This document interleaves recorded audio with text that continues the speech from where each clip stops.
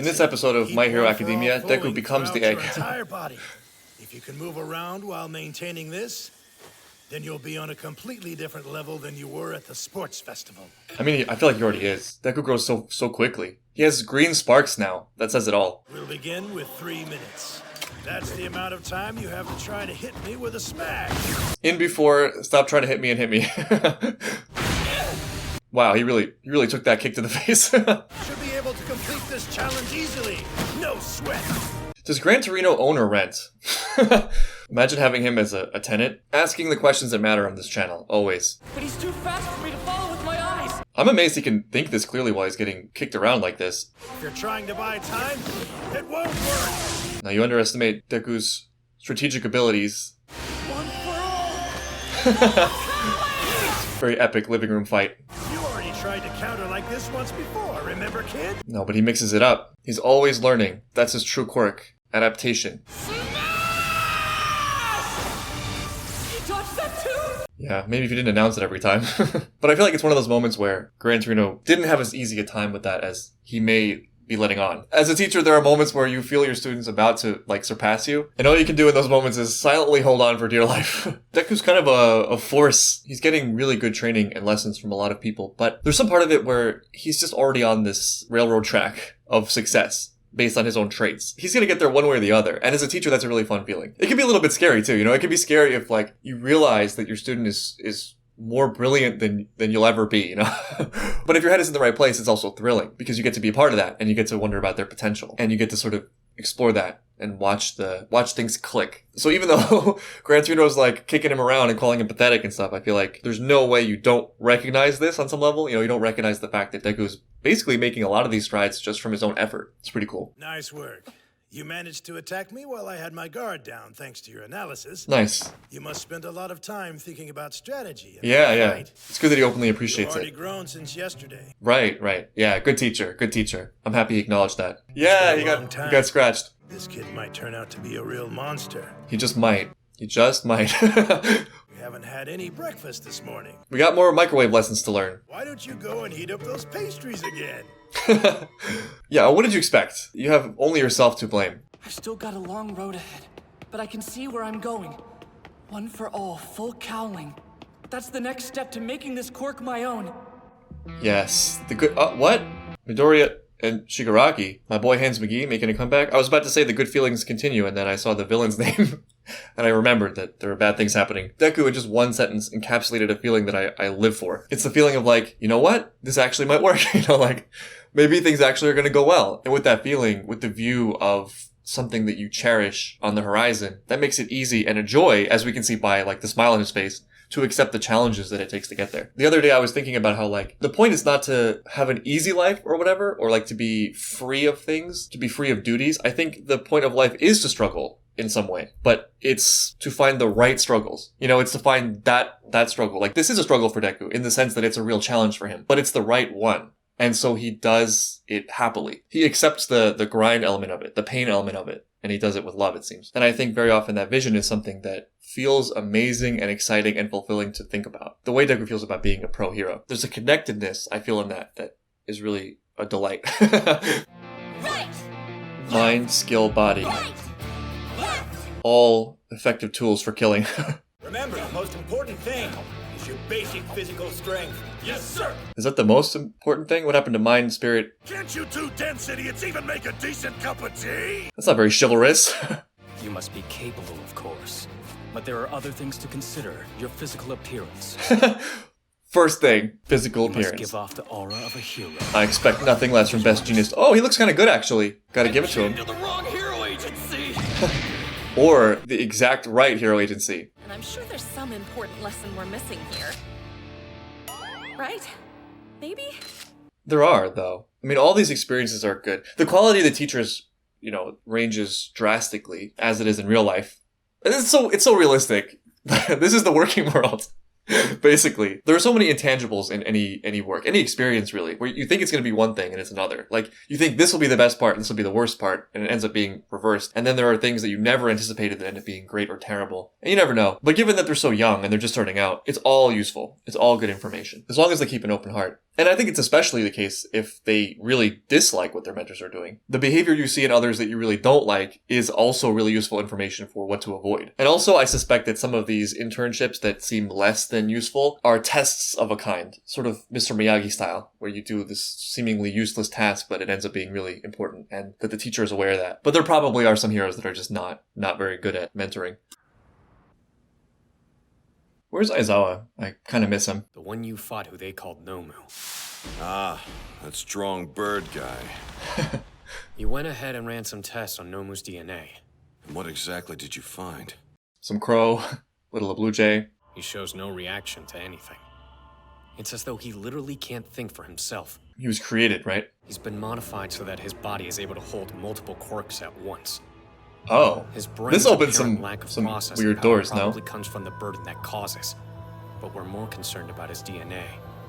He shouldn't have more than one power. Yeah. There's someone out there with the power to pass different quirks onto other people.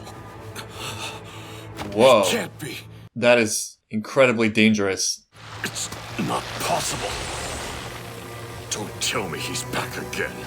Oh, he knows. But you won't accomplish anything if you don't have conviction and desire. Without those, you'll always be an aimless weakling, achieving nothing. Finding the right struggles? Hey now. Shigaraki has such a hard time physically. Shot, stabbed. Conviction? Maybe I don't have anything as loaded as that. If I had to choose a desire, though, yeah, it'd be killing All Might. The last of my injuries was finally about to finish healing, and now this. Yeah, that's what I'm saying. Maybe I'll let you grow. If you don't turn out well, I'll take care of you later. This is Shigaraki's mentorship program. Me? I'm free. His quirk does seem incredibly dangerous. It seems like he can just stop people from moving. That's tough to deal with. You'll return me to Hosu. There are still several false heroes I must attend to there. I'm curious to learn more about what he actually wants. What is he so convicted to in his own mind? Ida is in a lot of danger, which I guess is obvious. But like, I think specifically for his character, because he had this sort of naive innocence. He's a good kid and very pure of heart, but he has sort of this idealized version of the world, it seems, and like a belief in structure and order. But his belief in that structure has just been severely shaken because his hero, his brother, has just been, almost destroyed. And I think that in that situation, a lot of times people, they swing into weird places, just looking for something to believe in. His desire to return things to a state of normalcy in his own mind, to right the wrongs, despite his inexperience, will put him in a really volatile state. He's not going to be able to think about things healthily. He's sort of like in salvation mode right now, salvaging just his world, his life. In the 7 places that you've appeared so far, you've always injured at least 4 pro-heroes. Maybe there's a reason for that, or maybe I'm just reading into things, but it looks like a pattern. What is the OCD? I'll dispose of you with my own hands. Yep, definitely worried about Ida. Just fighting his house all day. Going and attack! How is there even an apartment left? Change into your costume, boy. We're moving on to phase 2. Beach training? We're going out to fight some villains. Wow. Just like that? Talk about real experience. Key is to let you get experience with different types of villains and situations. Very cool. Very wise. Are we gonna be taking the bullet train toward Shinjuku? Yep. We'll pass Hosu City. I wonder how Ida's doing there. Even in a moment like this, still thinking about his friends. Good guy Deku. We'll patrol Kyoto today, too. Sorry this is so I feel monotonous. sort of bad for the mentor. No, it's Ida's is so checked out. Lay the hammer down, whatever your name is. Fish guy. You're after the hero killer, aren't you? There you go. How did you... Show some I couldn't think of mentorship. any other reason why you'd come to my agency. Aw. You shouldn't be pursuing personal grudges. Agreed. Agreed. No matter how noble the reason may be, a hero must not use their quirk for themselves. Good lesson. Fish guy coming in clutch right now. I'd hate for you to focus on Yeah. one goal and ignore everything else. No, respect to him, because that was hard to say. We good? But No. did it register? No, it did not. What am I supposed to do with this burning hatred if I can't act? Try to channel it towards some good, I guess. What else can you do? Blood must spill. You have a clear goal. Your dedication is admirable. They spent so much time talking about goals and Understands. conviction. I like it. They're onto something here. They're like a villain support group. Be the best villain you can be and all that. The villains are learning too. The villains are learning just like the heroes. They're refining their terrible values. This city is full of false champions. All they care about is money and fame. Oversimplifying much? He talks Stain? all high and mighty and Yeah. stuff, but he's wasting his time focusing on a small stage. We just can't agree on a basic level. And he annoys me. Kurogiri, bring out the Nomus. The Nomus? Plural? Speaking of game changers. What do you say, big bad hero killer? I'm not really sure what to make of this whole conflict between the villains. He read the message but didn't reply. I don't think Ida has ever waited more than 3 minutes to respond to something before. That's cute. But Ida's guilty. He feels guilty. Because he knows on some level that what he's doing is not correct. He's having trouble controlling himself. But he knows that other eyes will see right through that. A building exploded. Where? What's the ruckus? Some kind of fire? Are they all going to arrive at the same point? Like... Yeah, this is all coming together. Well, you wanted it. You found it. What was that you said about low-level villains?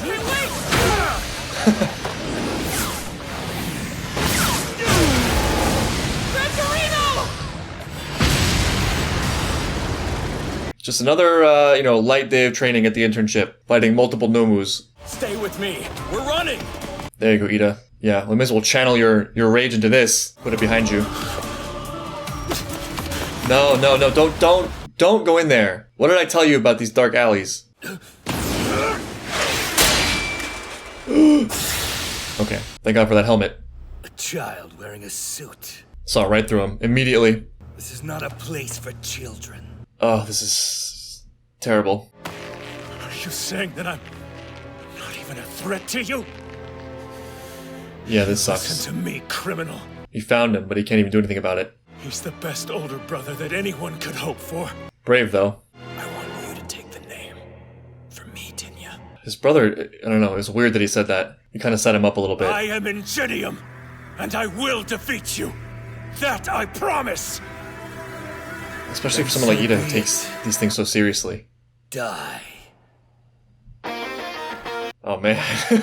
Yeah, not to criticize the brother. Like, I think the brother probably felt he was doing something nice, or doing something great for Ida. And it's a huge sign of respect for his younger brother. And it was probably a bit of a misunderstanding. Like, what his brother might have meant is something like, you are next in line, and you have the right traits to one day be a great hero. But the way Ida took it, being a very serious and conscientious person that he is, was, you need to be me right now. And Ida feels so deeply about things so strongly, he's gonna go to 11 immediately, which is what he's doing right now. That's part of it, at least. There's also the part of him that's just filled with vengeance and rage, It's all that together, I think. But he's clearly not ready, and Stain immediately sniffs that out. He's also in some major psychic danger here because, like I said before, he had this view of the world, and that was a very order-based, rule-based, responsibility-based way of thinking about things, with, I would argue, maybe limited flexibility. And that world was wrecked, and so for someone who needs that, who needs some kind of structure, what does he have to fill the void? And because of that, he risks falling into some of his worst traits. So danger for Ida all around. The ending of this episode was a huge escalation. Like, I was thinking that we were going to do a little more internship, a little more training. We're going into the city to fight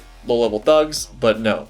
One thing I'm sort of confused about, but interested in, is this relationship between Shigaraki and Stain. Something's building between them. I'm not exactly sure what it is, and I haven't quite figured out Stain's philosophy yet. Other than, in his own mind, he's very principled, and his principles are correct, and anyone who doesn't follow his principles are worthy of killing. Although I would say it's probably a mistake to say Shigaraki doesn't have conviction. He definitely has beliefs, it just feels like he hasn't fully explored them yet, which I guess is part of what he's doing right now. I feel like if he didn't have beliefs, he wouldn't be able to endure all this terrible physical pain of getting shot and stabbed constantly. Well yeah, so the villain arc has finally begun. I'm looking forward to seeing Deku and Gran Torino fight side by side. Everything's coming to a head, which is really cool. So yeah, I'll see you guys next time when the battle with the multiple Nomus begins.